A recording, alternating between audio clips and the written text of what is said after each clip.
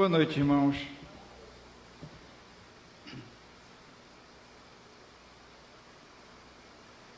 A gente espera que passe a chuva até encerrar, né? Por aqui.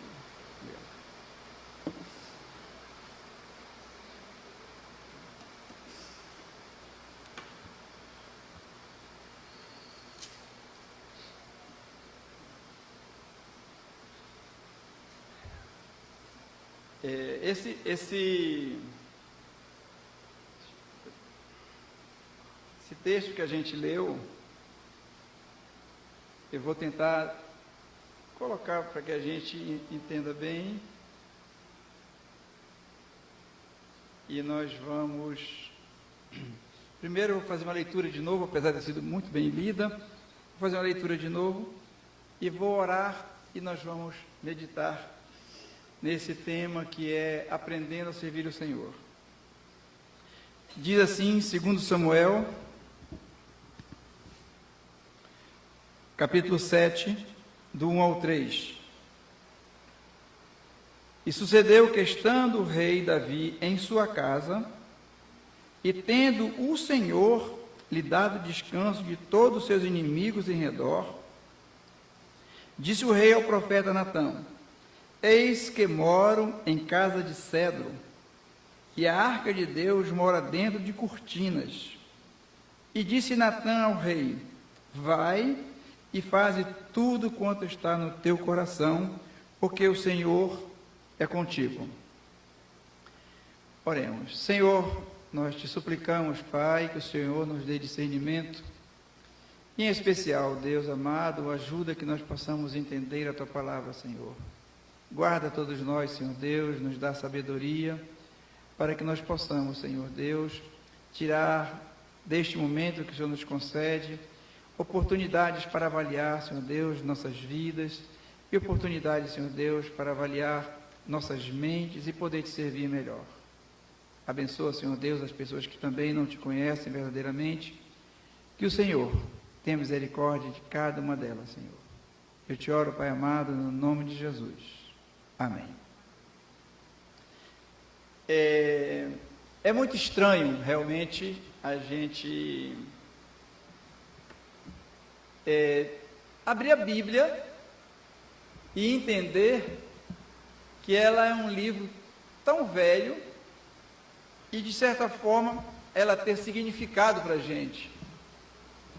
As pessoas que não são crentes devem nos ver como pessoas esquisitas mesmo, porque a gente abre a Bíblia, nós discutimos, nós temos personagens que parecem que fazem parte da nossa família, né? Nós nos condoemos deles, nós torcemos por outros, e esta história, Deus fez algo maravilhoso em nossas mentes, que as histórias, os personagens, os eventos, terminam sendo muito mais próximas da gente do que, muitas vezes, familiares ou até eventos da nossa comunidade, da nossa cultura. E o meu grande apoio para que a minha mente e a mente de vários irmãos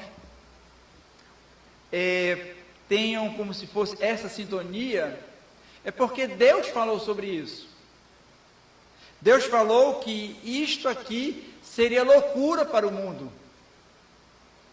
Mas Deus também falou que Ele transformaria a sabedoria do mundo em loucura.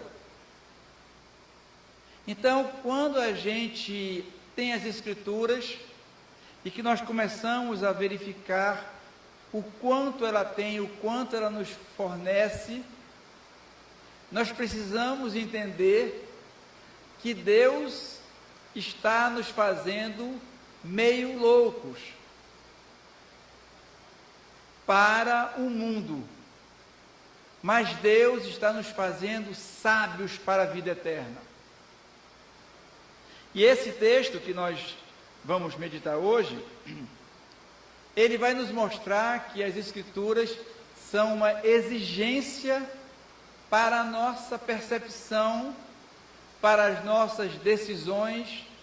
As Escrituras são tudo que nós podemos ter para sermos sábios, segundo o mundo que nós enfrentamos. E como nós vimos na nossa aula de Hebreus, Deus nos antecipou toda a história humana. Nós podemos dizer para qualquer pessoa, sejam elas quem forem, nós podemos dizer que nós sabemos o que vai acontecer. E mais, nós podemos dizer para onde nós vamos. Nós somos um povo, segundo o mundo, um povo que Deus nos transformou e que o mundo não nos entende.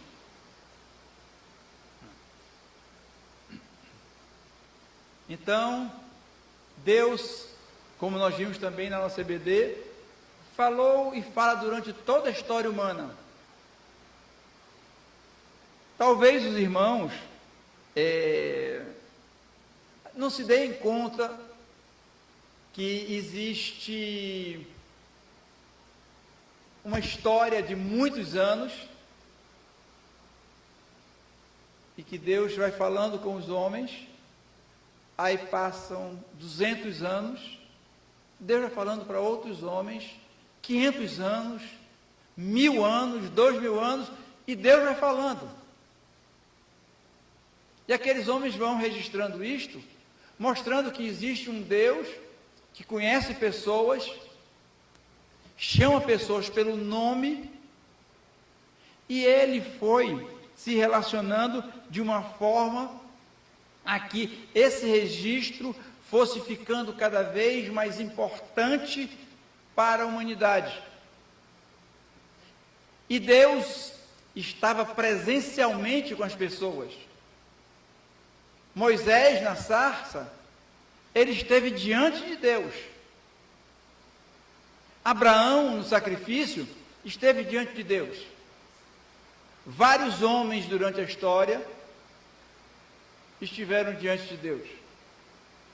Mas o que a leitura bíblica vai fazendo é que a presença de Deus vai diminuindo no registro bíblico. O que vai ganhando importância são os escritos.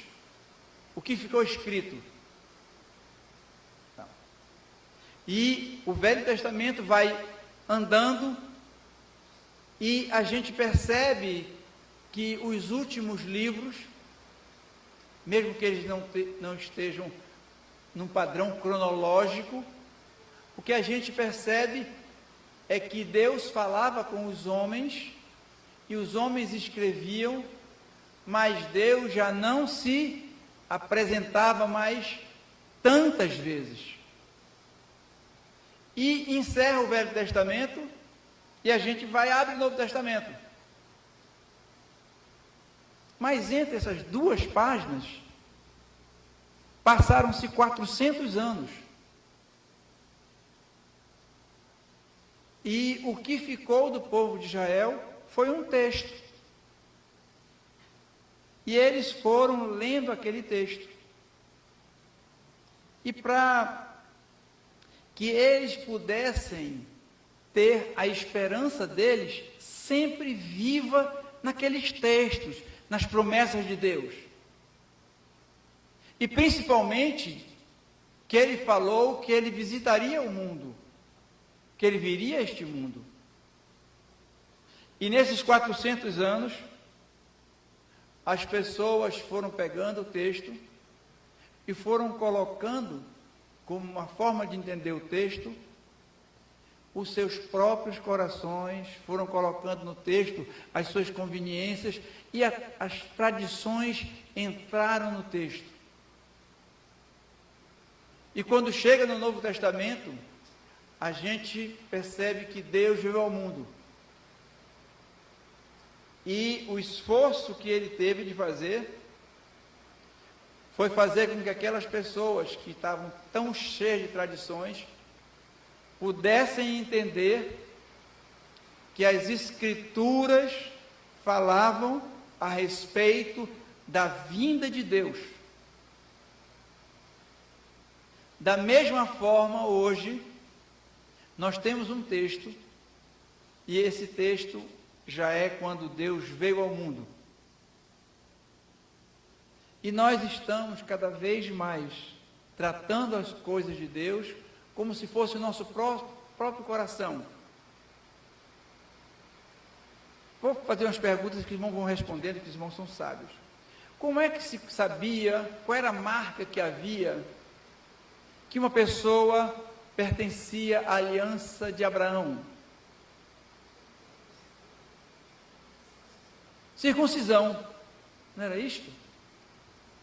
As pessoas pegavam os meninos machos, contavam determinado número de dias e tiravam a pele do neném. E aquilo mostrava que ele era judeu. Não havia como as pessoas chegarem, esse aqui é judeu, mas não está circuncidado. Como é que Davi costumava chamar para as pessoas que não eram judias? Incircuncisos. Mas nós chegamos no nosso tempo que Deus falou que nós somos pessoas que levamos no corpo a marca de Cristo. Mas a tradição entrou em nossos corações, entrou em nossas vidas, e que nós incluímos pessoas que não são circuncidadas como circuncidadas. Nós incluímos em nossas vidas, em nossas percepções, em nossos corações, pessoas que de fato não nasceram de novo, e nós afirmamos, este aí é um filho de Deus. Mas a Bíblia diz que não é assim. Então, Deus precisa fazer que nós aprendamos, Ele precisa nos ensinar o que de fato é servir ao Senhor.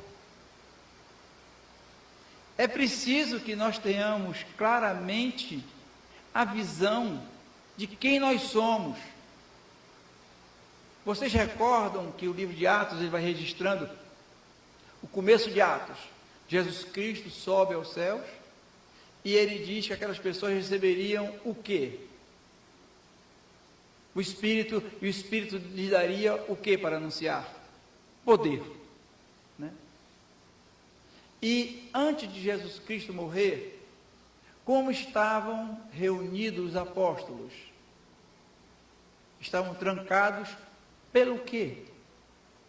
Eles estavam com medo, né?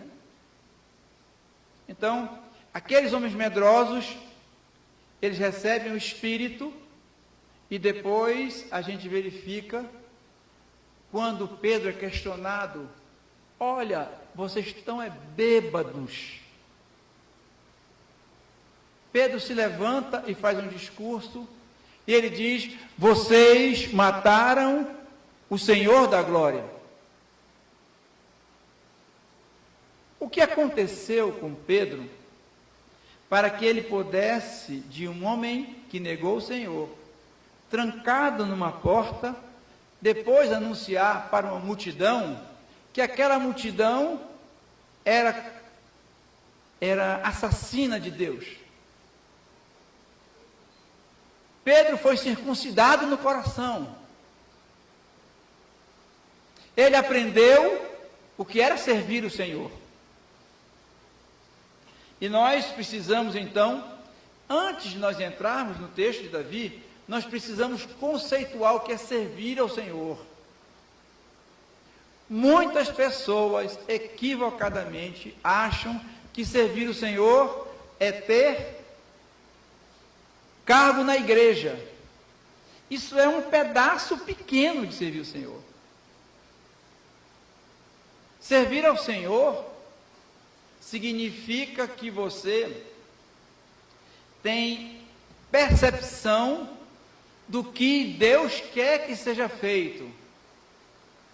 E você se oferece como uma solução para isso. Servir ao Senhor é servir na sua própria casa, junto com seus pais. Servir ao Senhor é o testemunho que você dá para sua mãe, é o testemunho que o teu pai dá para ti. Nós sabemos com quem nós habitamos. Nós sabemos se nossos pais são crentes ou não, se nossos filhos são crentes ou não. E o que é pior, irmãos, os irmãos sabem a nosso respeito. Porque servir ao Senhor é conhecê-lo e obedecê-lo. Isso exige que a gente conheça o Senhor. Ele se fez conhecido por nós.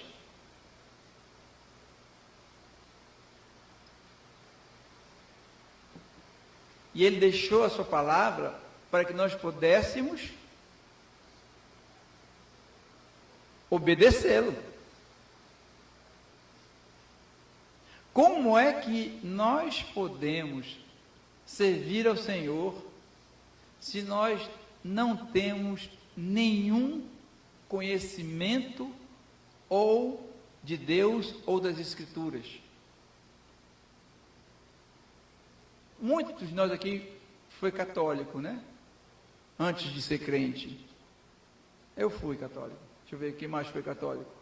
A irmã Enida também. Então, muitos fomos católicos. Se falasse mal da nossa religião, nos ofendia? Muito. Muito. E quando as pessoas colocavam questões que nós não sabíamos responder, aquilo não tinha importância para a gente, porque nós tínhamos convicção da nossa fé. Mas a nossa fé não tinha base em nada. Nós acreditávamos na fé. Então, nós precisamos saber que Deus nos chamou para servi-lo e Ele não nos deu folga. Eu não falo que nós não vamos tirar férias, não, eu estou vindo de férias. Nós não temos folga de leitura, de meditação, de tentar orar pelos irmãos. Isso não tem folga. Nós temos um exemplo maravilhoso. Quando Jesus Cristo ele veio em Hebreus, ele diz: está escrito, eu vim para fazer a tua vontade. Em Lucas, quando Jesus Cristo está em momentos difíceis, ele diz que não seja feita a minha vontade, mas a tua vontade. Então, servir ao Senhor exige que nós percebamos o que o Senhor destinou o mundo para ser feito e nos destinou. Eu falei hoje na EBD novamente que Jesus Cristo herdou todas as coisas. Ele é dono de tudo. E ele veio e disse que é necessário anunciar o Evangelho para que pessoas sejam salvas. O outro lado disto é que milhões de pessoas se perderão. Mas ele nos chamou para viver, servi-lo e anunciar o Evangelho. Então, nós vamos tomar de Davi algumas lições que podem nos fazer também perceber que caminho adotar, que distância ir. Se nós continuaremos vivendo uma vida de tradições religiosas ou se nós vamos dispor nossos corações para de fato servir o Senhor. Davi, na história dele, antes mesmo de 1 Samuel, onde começa a história de Davi, ele é citado num livro por 2 vezes. Quem me diria que livro é esse? Antes de 1 Samuel. Opa, eu ouvi? Não, 1 Samuel é antes de Reis. Livro cujo nome é de mulher. Ruth. Quem falou Ruth? O Petrinhos. Petrinho falou Ruth. E o que que diz lá em Ruth? Vocês lembram? Fala sobre a genealogia de Davi. Havia alguma nobreza em Davi? Não. Nenhuma nobreza. E ele é citado antes de Ruth. Quando a gente chega... Deixa eu pegar meu óculos.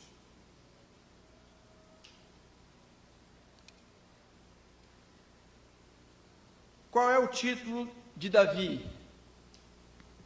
O título que Davi é chamado? Rei. Ele é o primeiro rei de Israel? Não. Se nós formos para o livro de 2 Samuel 4,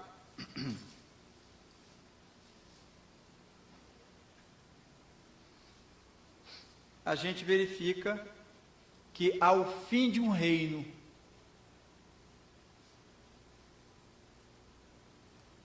ao fim de um reino, porque aqui, logo no verso, 1 Samuel termina com a morte de Saul. E quando no capítulo 5 de 2 Samuel, Davi é constituído rei. Davi é um rei, e que a pessoa que morreu é Saul. Ele respeitava muito Saul, muito. E ele dizia que Saul, ele usava até um termo para Saul, ungido de Deus, não é isso? Chama Saul de ungido. E Saul foi um rei que ele unificou Israel. Isso, ele criou uma unidade, que eram aquelas tribos dispersas, ele criou uma unidade. E ele foi proteger Israel também. Ele lutou contra os inimigos de Israel. E ele teve um grande amigo. Quem foi o grande amigo de Saul? Não, fora do filho dele, que sofreu por ele, Samuel. Então, Saul, ele é um rei que uniu, que lutou contra os inimigos, e que ele tem um grande amigo, que foi um grande homem de Israel, que é Samuel. E Saul, inclusive, ofereceu sacrifícios para Deus. E Davi, quando ele assume o reinado, se nós formos ver, Davi, ele começa a ter vitórias. Olha o que ele coloca aqui, no verso 7, 5, 7. Davi tomou a fortaleza de Sião, esta é a sua cidade. Então Davi é um guerreiro. E no verso 10, Davi ia cada vez mais aumentando e crescendo, porque o Senhor Deus dos Exércitos era com ele. Davi é um homem, eu estou lendo 2 Samuel 5, verso 10. Ele conquista, ele tem conquistas, e Deus é com ele. No verso 13, Davi, no caminho de Saul, tem muitas mulheres. Verso 25, e fez Davi assim como o Senhor lhe tinha ordenado, feriu os filisteus desde Geba até a Gezer. Então Davi começa a sua vida seguindo os mesmos passos de Saul. Nós poderíamos dizer que o modelo que tinha para Davi seguir era o modelo de Saul. A tradição. Davi vem seguindo os passos da tradição. No capítulo 6, Davi está entre a tradição e entre a percepção. No verso 2,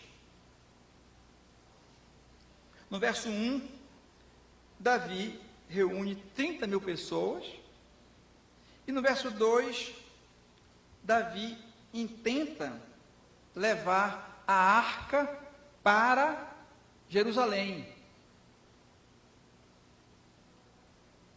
Não é isso que diz? O verso 2.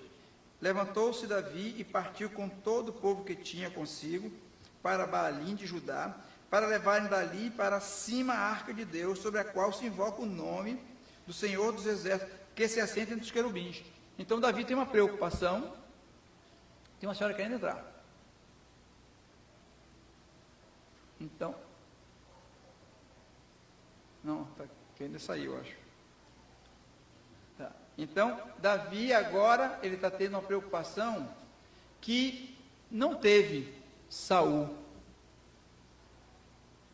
E nos versos 6 e 7, mostra que Davi estava levando essa arca em carros de boi. E uma pessoa por nome de Uzá, não é Uzias, é Uzá.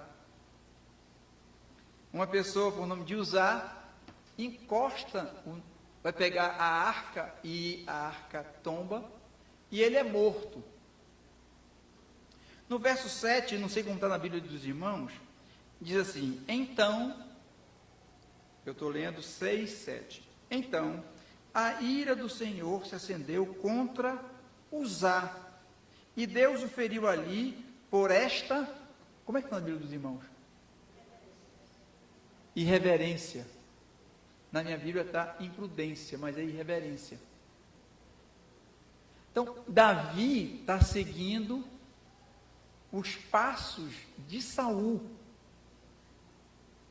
E ele introduziu nesta cópia de Saul o serviço ao Senhor. Então, eu queria ser claro no que eu estou querendo que os irmãos percebam. Davi tem 40 anos, ele tem os exemplos de Saul, e ele está seguindo os exemplos de Saul. E ele está dizendo que Deus é com ele. No verso 9, Davi demonstra algo que a gente precisaria considerar. Como é que está na Bíblia dos irmãos? E temeu Davi? E temeu Davi. E qual é o questionamento que ele faz?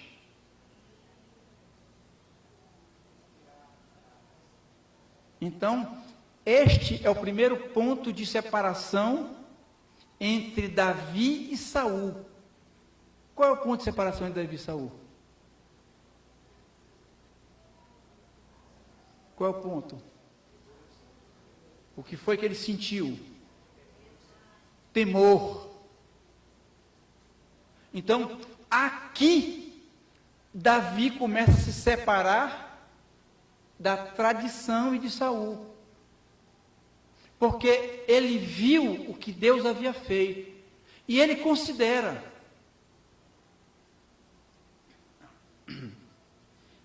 Depois, olha o que os homens vão dizer para Davi, no verso 12.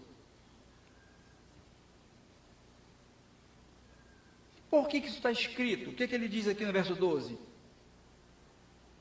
Então avisaram a Davi, dizendo: abençoou o Senhor a casa de Obed-edom e tudo quanto tem por causa da arca de Deus. Foi, pois, Davi e trouxe a arca de Deus para cima da casa de Edom, a cidade de Davi, com alegria. É porque, espera aqui, ele deu uma encurtada, mas a história é mais longa. Avisam para Davi que o local onde ele havia posto Porque Davi tenta levar a arca do pé da montanha para o alto onde é Jerusalém. Nesse processo, Davi foi e colocou em carros de boi e um homem morreu. Quando a arca tombou, um homem morreu. Davi temeu o Senhor e depois foram avisar para Davi: olha, a arca quando tombou, que Uzá meteu a mão, Davi não mais levou e colocou na casa de Obed. Depois foram falar para Davi: Davi, a arca, a casa onde a arca ficou, Deus abençoou. E Davi pega essa arca e leva para Jerusalém com alegria. Então, irmãos, o que a gente pode verificar? Primeiro Crônicas 15. Primeiro Crônicas 15.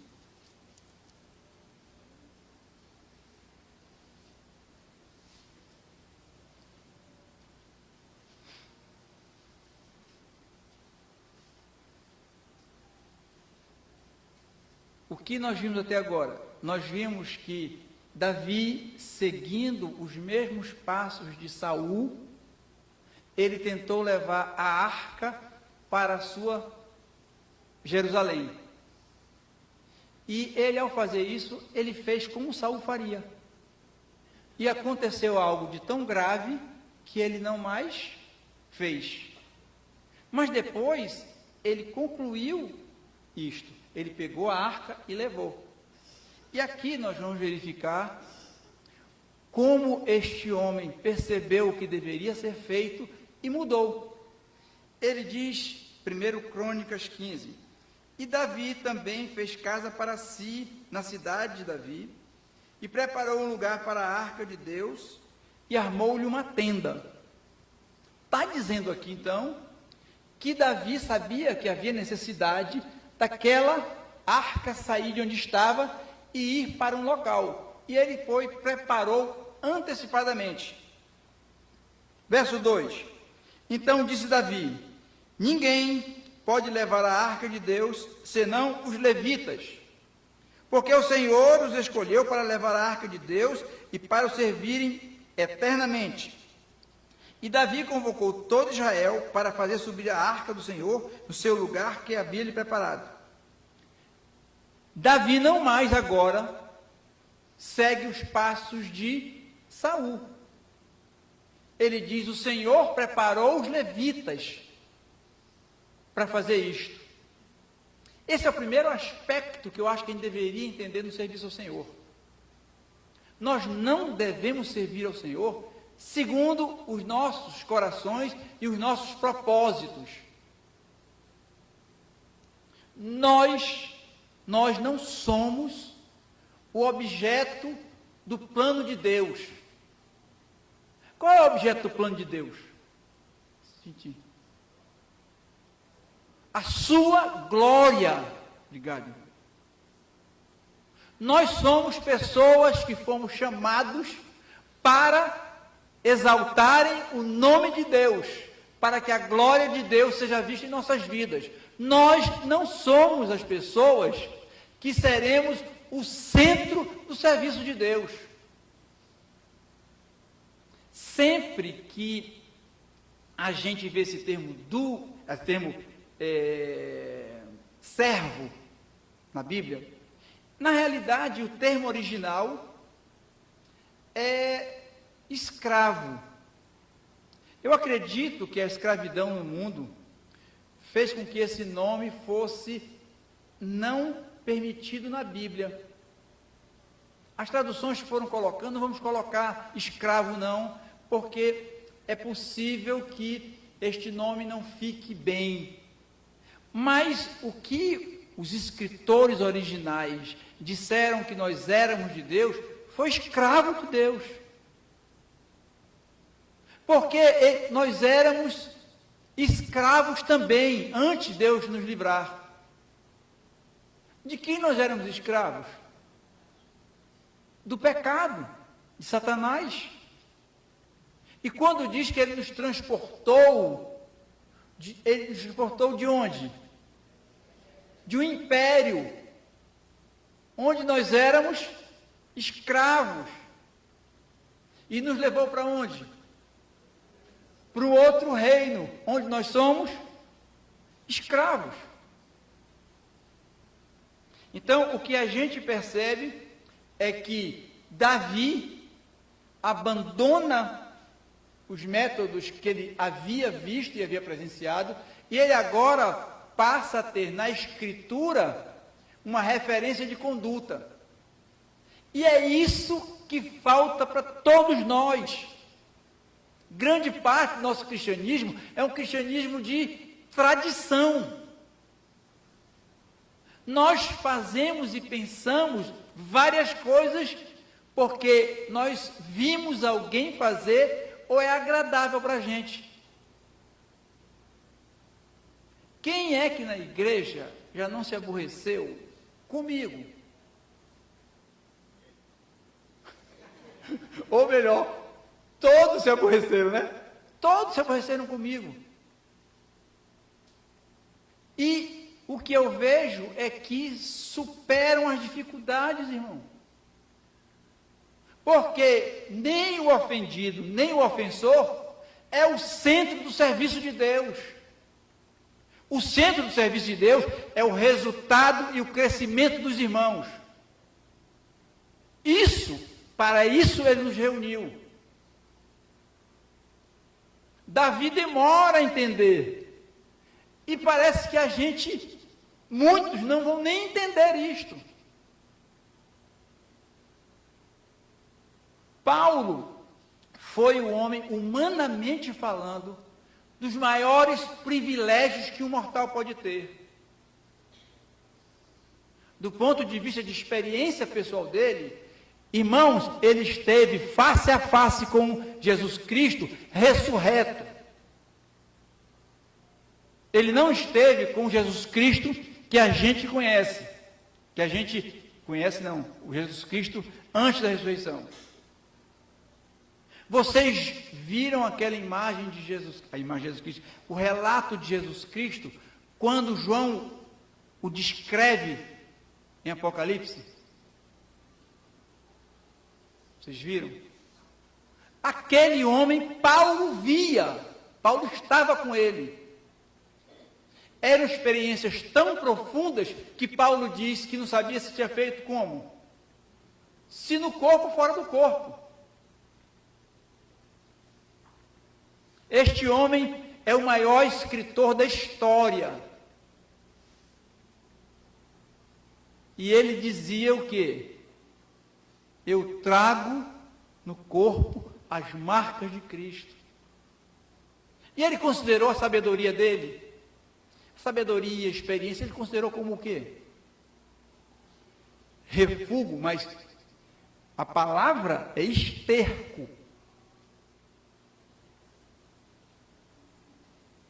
Então, Davi entende antecipadamente isso para a gente. Como era do jeito dele, como ele estava seguindo a Saul, Deus precisou discipliná-lo. Ele temeu, mas ele disse o quê? Como é que eu vou levar a arca até mim? Ele percebe que era necessário que a arca fosse para um lugar de adoração e que ele já havia construído uma tendinha. Isso nós precisamos pensar, irmãos. Qual é o plano de Deus para a Igreja Batista Regular renascer? O que é que essas crianças que estão aqui, como será o futuro delas? Quantos dos seus filhos, quantos do seu marido, quanto da sua esposa, pode perecer no inferno? O cristianismo não é uma liturgia para vir para a igreja, mesmo que ela tenha isso. O cristianismo é Deus dizendo, eu te chamei para ser meu escravo, me serve, e eu te colocarei no lugar que olhos não viram, nem ouvido ouviram, olhos não viram, nem ouvidos ouviram, nem jamais penetrou no coração do homem aquilo que Deus tem reservado para aqueles que o amam. Então, qual é o maior adversário que Davi encontra? Foram os inimigos? Qual foi, Rafa? Ele mesmo. Obrigado, Rafa. Ele mesmo, o próprio coração dele. É muito fácil a tradição, irmãos. É muito tranquila a tradição. E quando a gente lê a Escritura, o que acontece? A gente dá um jeito de entender segundo a tradição, segundo o meu jeito. Então, o que nós vemos é que Davi entendeu que fazer as coisas segundo Deus, ele precisaria abandonar a tradição. E o que é que está no verso 11? Ele chamou quem?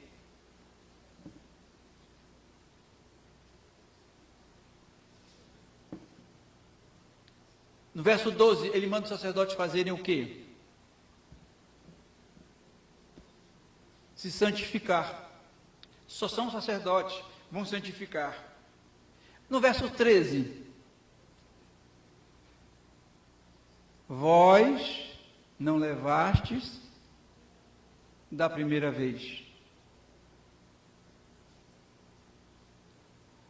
Davi não insiste em continuar seguindo o seu próprio coração, em continuar seguindo os passos de Saul. Ele diz no verso 13, vós não levaste na próxima vez. Então, na segunda vez, ele vai fazer segundo os mandamentos do Senhor. No verso 15, o que ele diz?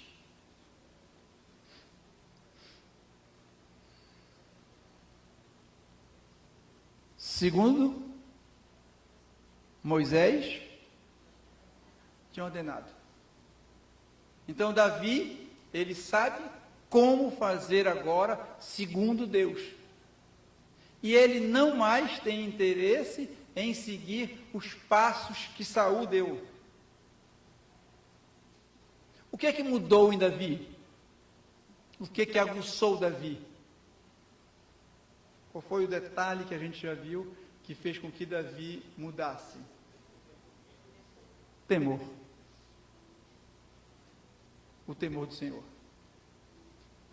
Nós só vamos adquirir temor ao Senhor pela leitura.